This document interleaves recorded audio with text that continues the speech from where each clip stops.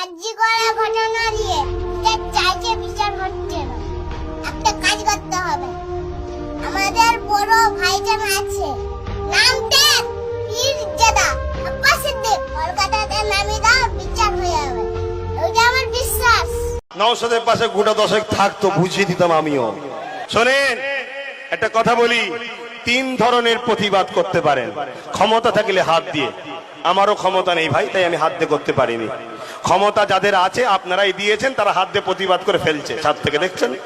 আমার নেই ভাই, আমার যদি থাকতো তলা থেকে আমি ধরে নিতাম, অবশ্যই ধরে নিতাম। সাহস ছিল নাকি মা, কি বলবো, আর বড় ভাইরা রয়েছে, মুখ সামলে গেলাম, আমি বলতে পারছি না, এই জন্য বড়দের সামনে বক্তব্য দেওয়া খুব সমস্যা। কথা বুঝে আসছে, আর বলতেও পারছি না, চলে যান, ওটাও বিয়াদবি হবে। আমি রুকে দিয়েছি মুখটাকে, কথা বুঝলেন। আর যদি গোটা নওশাদের পাশে গোটা দশেক থাকতো, বুঝিয়ে দিতাম আমিও, কিন্তু আপনারা ভুল করে ফেলেছেন।